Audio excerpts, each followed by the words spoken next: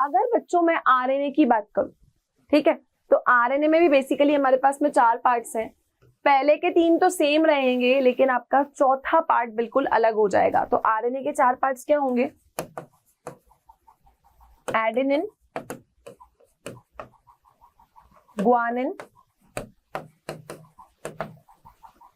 Thiamine, और यहाँ cytosine की जगह कौन होगा? यहाँ पर यूरेसिल होगा, जिसको हम यू बोलेंगे।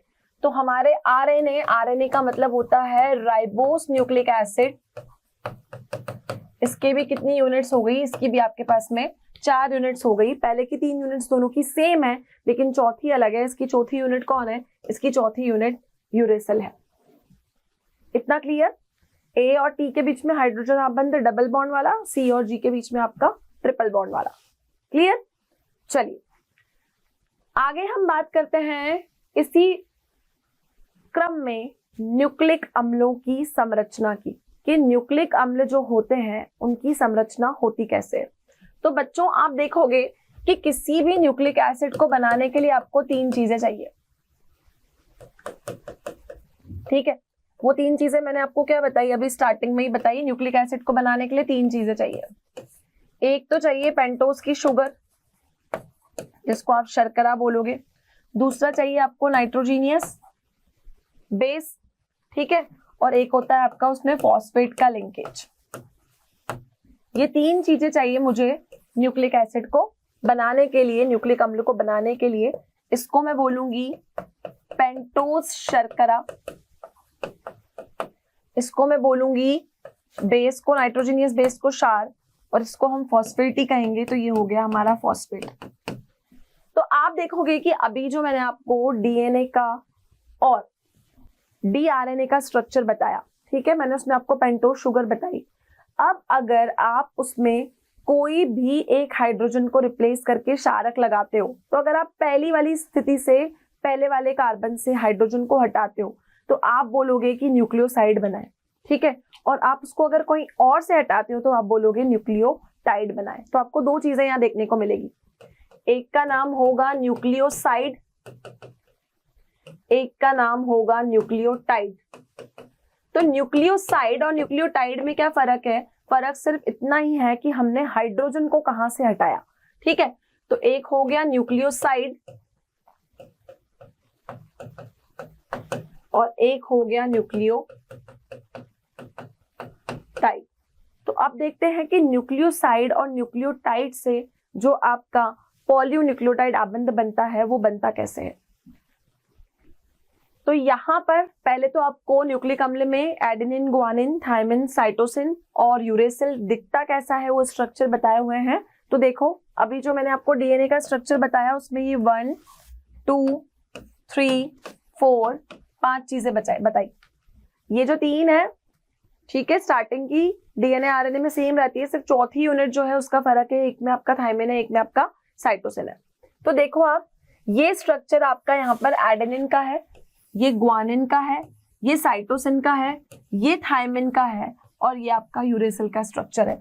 हमसे एग्जाम में ये स्ट्रक्चर पूछा नहीं जाएगा, but for ever knowledge purpose, और क्योंकि हमारे एनसीईआरटी में मेंशन है तो इसको हमको ध्यान रखना असेंशियल है।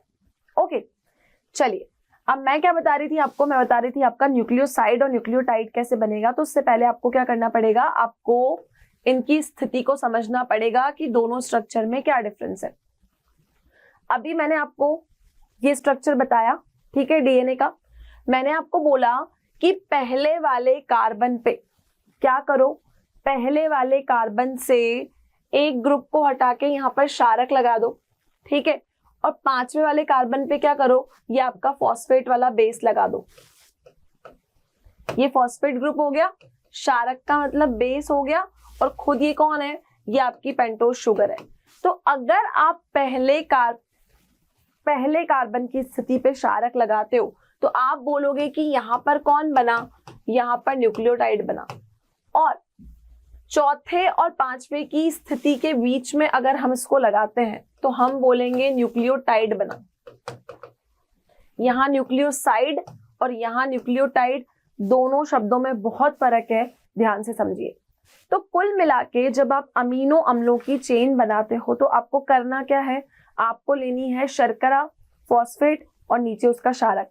तो देखो शर्करा, फॉस्फेट और एक क्षारक, फिर शर्करा, फिर फॉस्फेट, फिर क्षारक, ऐसे करके पूरे अमीनो अम्लों की आपको पास में एक पूरी चेन मिलेगी और तभी हम देखेंगे कि न्यूक्लिक अम्ल की संरचना किस प्रकार से होती है।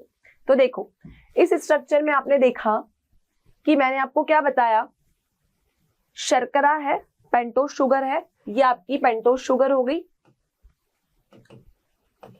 ये क्षारक का मतलब ये आपका नाइट्रोजीनियस बेस हो गया, और एक आपका कौन सा ग्रुप होता है, एक आपका फॉस्फेट ग्रुप होता है। ये तीन चीजें आपको देखने को मिलती है डीएनए के स्ट्रक्चर में। ऐसा ही सेम स्ट्रक्चर इधर भी कॉपी किया।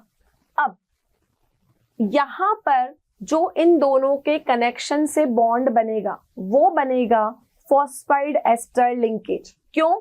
क्योंकि ये दोनों फॉस्फाइड ग्रुप हैं, ROR जैसा हमको कुछ देखने को मिल रहा है, तो हम इसको बोलेंगे फॉस्फोडाई एस्टर लिंकेज या फॉस्फोडाई एस्टर बंधन। ओके, अब मैंने क्या बोला कि अगर आपने नाइट्रोजीनियस बेस को, किसी भी बेस को अगर आपने पहले वाले कार्बन पे लगाया है तो क्या बनेगा, ये बनेगा न्यूक्लियोसाइड, ठीक है। और तीसरे और पांचवे वाले को, जैसे देखो पांचवे पे यहाँ पे आपकी पेंटोज शुगर लगी है, आपने इसके तीसरे से इसको कंबाइन कर दिया, तो श्रृंखला का अगर पांचवा और तीसरा सिरा आपने कंबाइन किया तो यहां बनेगा न्यूक्लियोटाइड, और इस बॉन्ड को हम कहेंगे पॉलीन्यूक्लियोटाइड बॉन्ड, ठीक है। तो देखो इस श्रृंखला का तीसरा सिरा और पांचवा सिरा अगर आपने आपस में जोड़ा तो यहां बनेगा न्यूक्लियोटाइड, और इसको हम क्या कहते हैं, यहां बॉन्ड को हम कहते हैं पॉलीन्यूक्लियोटाइड बॉन्ड। तो इस प्रकार से आपका जो अमीनो एसिड्स है उनका निर्माण होता है। एक होती है शर्करा, एक होता है क्षार, और बीच में आपका होता है एक फॉस्फेट का ग्रुप। तो ये तीनों मिलके ही क्या बनाते हैं, ये तीनों मिलके ही आपका डीएनए बनाते हैं। अब जो डीएनए का आकार है वो आपका द्विकुंडलीय आकार है, ठीक है, डबल हेलिकल स्ट्रक्चर है। लेकिन आरएनए में द्विकुंडलीय नहीं होती है, उसका आकार सिर्फ एक कुंडलीय होता है। और ये जो मॉडल दिया था, इस मॉडल को प्रपोज किया था वॉटसन और क्रिक नाम के साइंटिस्ट ने, इसलिए हम इनको बोलते हैं डीएनए का वॉटसन एंड क्रिक मॉडल। तो न्यूक्लिक अम्ल अपना जैविक कार्य कैसे करता है, ये कैसे करेगा, डीएनए जो होगा आपका,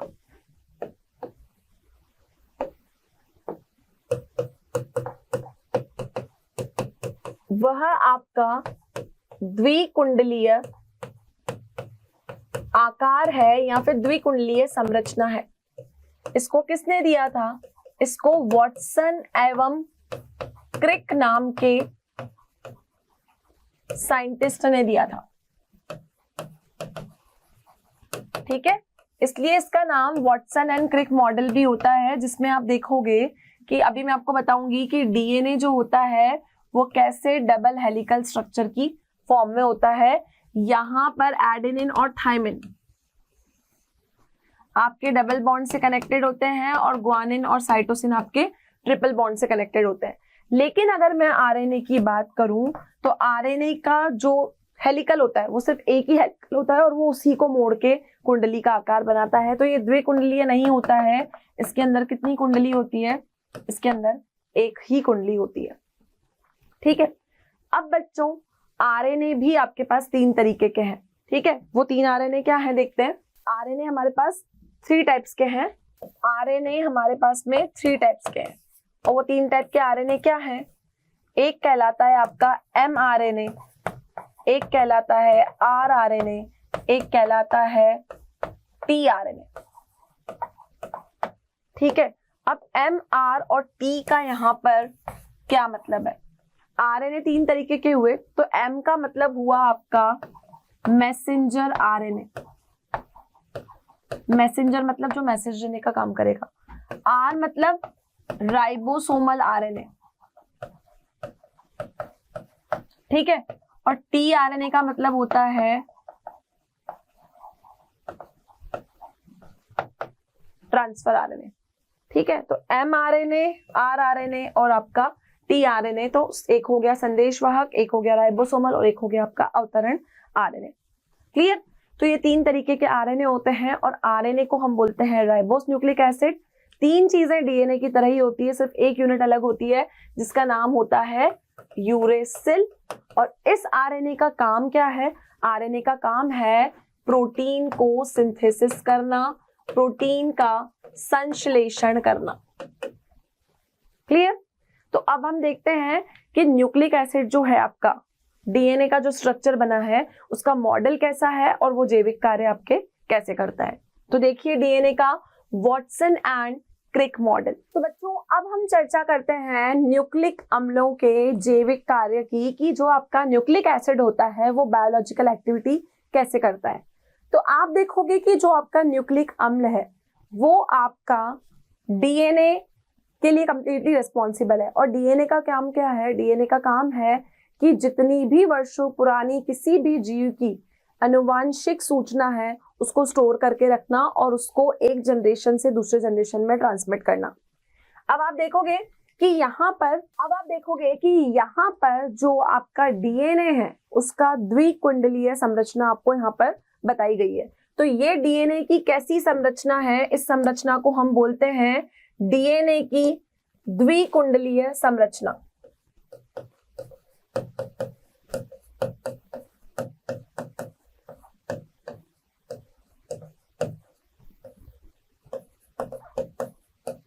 क्या कहेंगे? डीएनए की द्विकुंडलीय संरचना। क्यों द्विकुंडलीय कहा? क्योंकि आप देख सकते हो कि यहाँ पर 2 कुंडलियां आपस में संग्रहित होकर आपको डीएनए का स्ट्रक्चर दे रही हैं, जिसको हम द्वितीयक संरचना भी कहते हैं। तो देखो अभी मैंने आपको बताया कि हमेशा एडेनिन थायमिन के साथ डबल बॉन्ड बनाएगा और ग्वानिन साइटोसिन के साथ ट्रिपल बॉन्ड बनाएगा। ठीक है, तो यहाँ पूरे स्ट्रक्चर में, इस पूरी हेलिक्स में, इस पूरी कुंडली में आप ये देख सकते हो कि ए और टी आपके डबल बॉन्ड से कनेक्टेड है और जी और सी आपके हर जगह ट्रिपल बॉन्ड से कनेक्टेड है। जी और सी लिखें या सी और जी लिखें एक ही बात है, क्योंकि ग्वानिन और साइटोसिन हमेशा आपका ट्रिपल बॉन्ड बनाएगा और एडेनिन और थायमिन आपका हमेशा ही डबल बॉन्ड बनाएगा। तो बच्चों न्यूक्लिक अम्ल का जैविक कार्य है क्या? कि हमारे यहाँ पर डीएनए आनुवांशिकता का रासायनिक जो है, अगर मैं बोलूं तो सारी रासायनिक सूचना किसके पास है? सारी रासायनिक सूचना आपकी डीएनए के पास है। तो हम बोलेंगे कि डीएनए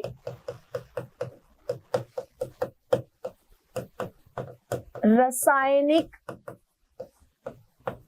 सूचनाओं का आधार है। क्या है? रासायनिक सूचनाओं का आधार है। अगर डीएनए नहीं होगा तो आपको कैसे पता चलेगा कि केमिस्ट्री क्या है पूरी बायो के पीछे? ठीक है, उसके अलावा लाखों वर्षों से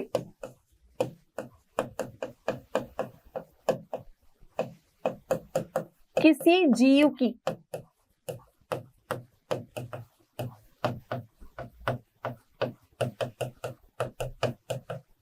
आनुवांशिक सूचना को संग्रहित करने का काम करता है।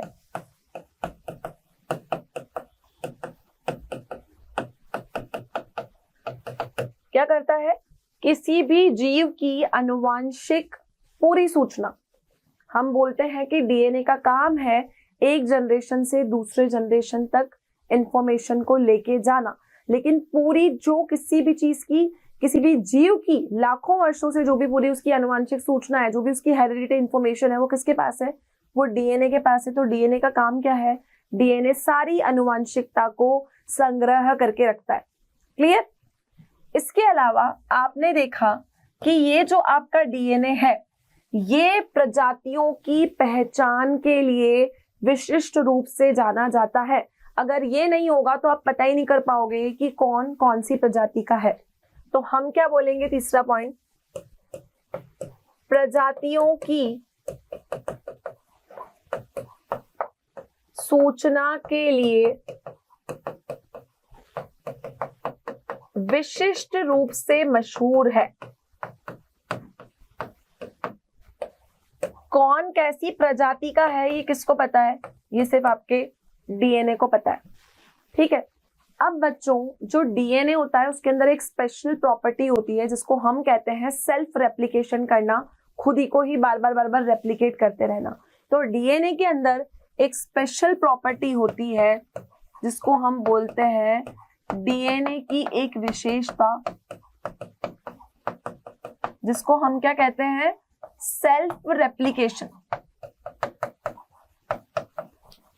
क्या बोलते हैं, सेल्फ रेप्लिकेशन। जो डीएनए का अणु होता है वो अपने आप को बार बार रेप्लिकेट करता रहता है। रेप्लिका का मतलब होता है कि अपने ही जैसा प्रोड्यूस करना, अपनी ही आइडेंटिकल कॉपी बनाना। तो डीएनए की एक मेन प्रॉपर्टी क्या हुई कि ये सेल्फ रेप्लिकेशन करता है, जिसको हम बोलते हैं अणु स्वप्रतिकरण। इस प्रॉपर्टी को हम क्या बोलते हैं, अणु स्वप्रतिकरण। तो जब ये स्वप्रतिकरण करता है तो ये अपनी न्यूक्लियस को दो डॉटर न्यूक्लियस में ब्रेक कर देता है, जिसको हम कहते हैं डॉटर सेल्स को पुत्री कोशिका। क्योंकि इसके अंदर अणु स्वप्रतिकरण की प्रॉपर्टी है, तो जब ये क्या करता है, रेप्लिकेशन करता है, तो ये उसको किस में ब्रेक कर देता है, ये उसको डॉटर सेल्स में ब्रेक करता है, जिसको हम बोलते हैं पुत्री कोशिकाएं। क्या बोलते हैं, पुत्री कोशिकाएं। अब इसको सेल्फ रेप्लिकेशन प्रॉपर्टी की वजह से दो डॉटर सेल में तो ये बना, ये बात ठीक है। एक और इसका क्या काम है, प्रोटीन का संश्लेषण करना। प्रोटीन का संश्लेषण करना भी काम तो आरएनए का है, लेकिन अगर आपको कोई स्पेसिफिक टाइप का प्रोटीन चाहिए तो उसके लिए कौन रिस्पॉन्सिबल है, उसके लिए डीएनए रिस्पॉन्सिबल है। तो हम क्या बोलेंगे, यहां लिखती हूं मैं, प्रोटीन का संश्लेषण डीएनए करता है। अब आप बोलोगे कि प्रोटीन का सिंथेसिस तो आरएनए करता है, लेकिन बच्चों को अगर विशेष प्रकार का प्रोटीन है तो उसके संश्लेषण के लिए कौन जिम्मेदार है, उसके संश्लेषण के लिए आपका डीएनए जिम्मेदार है। तो ये हुआ आपका डीएनए का बायोलॉजिकल एक्टिविटी, या मैं बोलूंगी न्यूक्लिक अम्लों की जैविक क्रियाएं। क्लियर? तो आगे बढ़ते हैं हमारे इस चैप्टर के लास्ट टॉपिक की तरफ, जो है आपका अगला टॉपिक, आखिरी बायोमोलिक्यूल इस चैप्टर का, जिसका नाम है हार्मोन।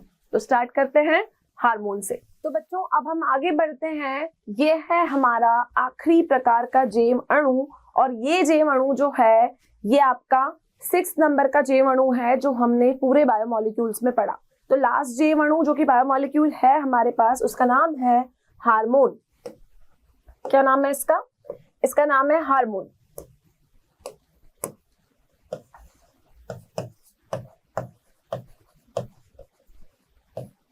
अब हार्मोन जो शब्द है आपने दैनिक जीवन में बहुत बार सुना होगा कि हमारी शरीर में जितनी भी केमिकल एक्टिविटीज होती है, जितनी भी रासायनिक अभिक्रियाएं होती है, जितनी भी जैव अभिक्रियाएं होती है, उन सभी को नियंत्रण करने का काम हमारे हार्मोन्स का होता है। तो हार्मोन्स क्या करते हैं, हार्मोन्स जो होते हैं वो अपना सीक्रेशन सीधा ब्लड में ट्रांसमिट करते हैं।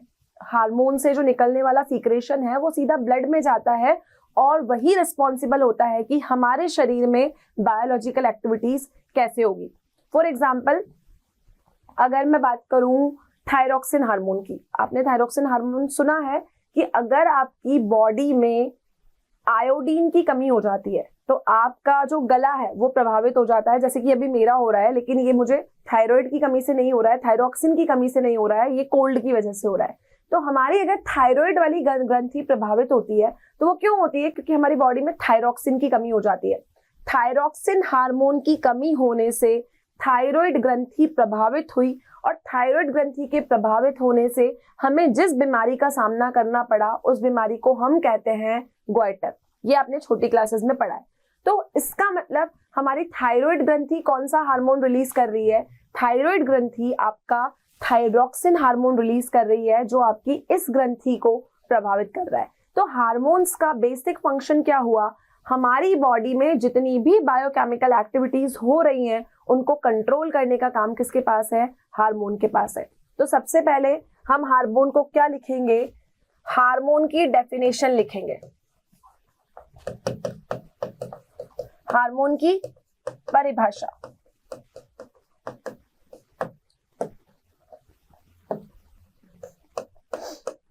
तो हम ये लिखेंगे कि हार्मोन वह अणु है, हार्मोन आपके वह अणु है जो कोशिकाओं के मध्य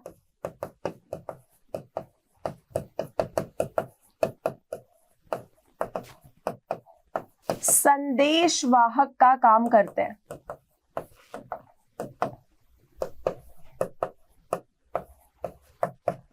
क्या करते हैं? कोशिकाओं के मध्य संदेशवाहक का काम करते हैं। इसके अलावा यह शरीर में अंतस्रावी ग्रंथियों से बनते हैं। यह शरीर में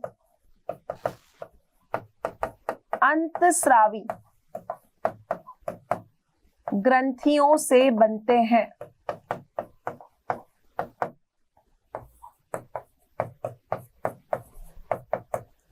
तीसरी चीज मैंने आपको बताया कि यह अपने सीक्रेशन को सीधा ब्लड में फ्लो करवाते हैं, ब्लड स्ट्रीम में इनका सीक्रेशन चला जाता है। तो हम ये बोलेंगे कि यह क्या करते हैं, यह सीधे ही रक्त में प्रवाहित होते हैं।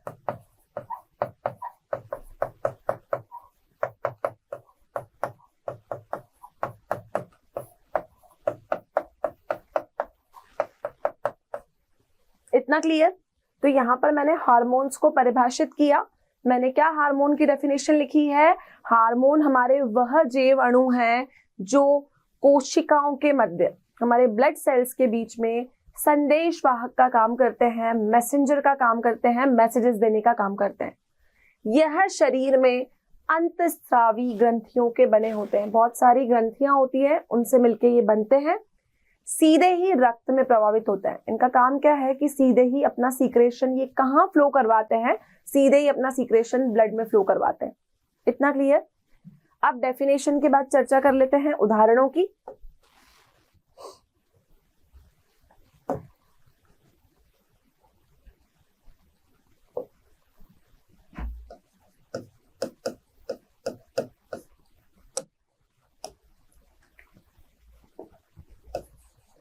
अब बच्चों, अगर मैं रासायनिक अभिक्रिया के बेसिस पर बात करूं, रासायनिक अभिक्रियाओं के आधार पर कुछ स्टेरॉइड्स हार्मोन होते हैं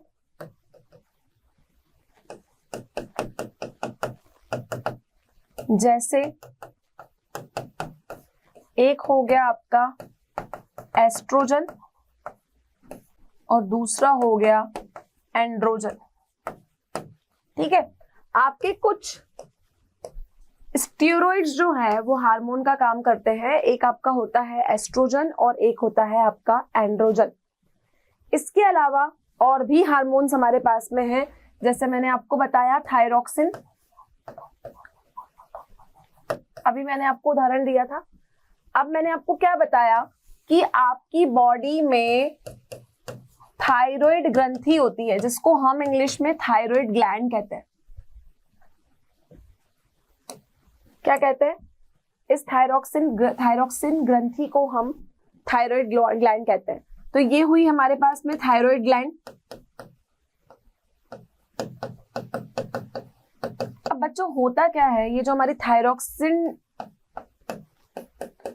हार्मोन है, थायरॉक्सिन हार्मोन, ये थायराइड ग्रंथि से निकलता है। ठीक है, अब मैंने क्या बोला कि अगर आपके बॉडी में आयोडीन की कमी हो गई, आयोडीन आपको मिलता है सॉल्ट से, लवण से, तो आयोडीन की अगर हमारी बॉडी में कमी हो गई तो आयोडीन की कमी होने से क्या होता है, ये हमारी थायराइड ग्रंथि है ना, ये प्रभावित हो जाती है, ये प्रभाव में आ जाती है। अगर ये ग्रंथि प्रभाव में आ गई तो थायरॉक्सिन हार्मोन का सीक्रेशन सही से नहीं होगा और हमें कौन सी बीमारी का सामना करना पड़ेगा? वो बीमारी होती है आपकी गॉइटर। ठीक है, आयोडीन की कमी से। अब थायरॉक्सिन का सीक्रेशन अगर थायराइड ग्रंथि कम कर रही है तो कौन सी बीमारी होगी? थायराइड। ठीक है, अधिकतर आपने नाम सुना होगा, ये बीमारी महिलाओं में अधिकतर पाई जाती है, थायराइड। और इस थायराइड बीमारी को होने से क्या तात्पर्य है कि हमारी जो थायराइड ग्रंथि है वहां पर थायरोक्सिन का जो सीक्रेशन है, थायरोक्सिन हार्मोन जो निकल रहा है उसकी क्वांटिटी कम हो चुकी है।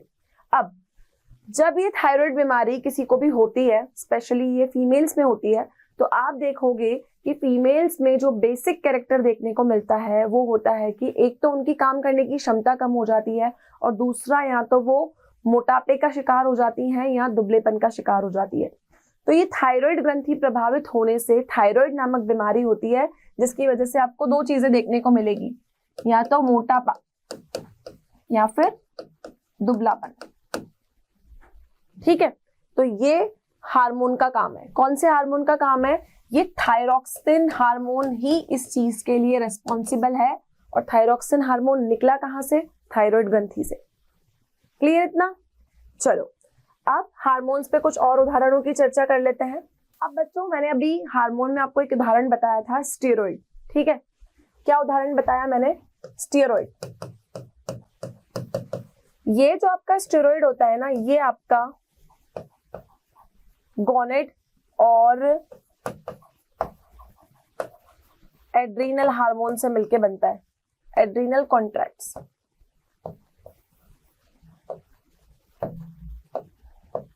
ये स्टेरॉइड इन दोनों से मिलके बनता है। ये स्टेरॉइड भी क्या करता है? एक हार्मोन का काम करता है। और हार्मोन का क्या काम है?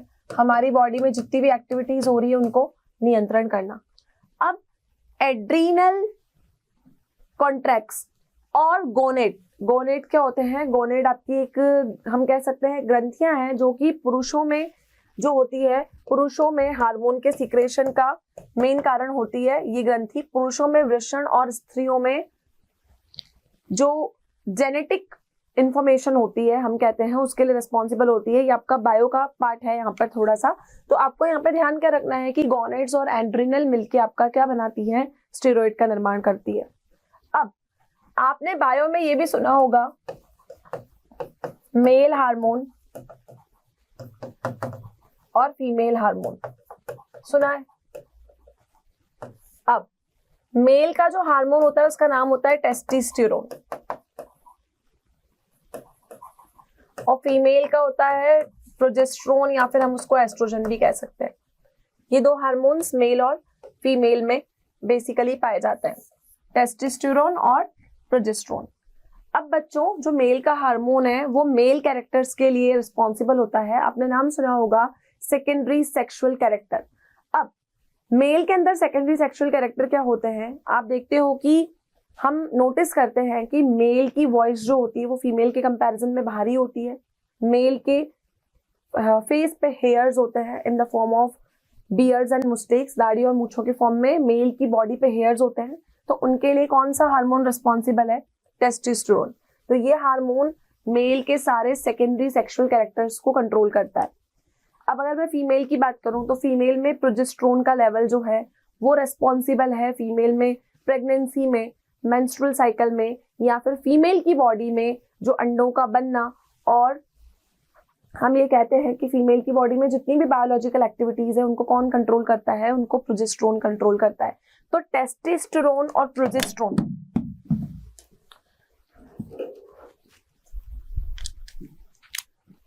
टेस्टोस्टेरोन और प्रोजेस्टेरोन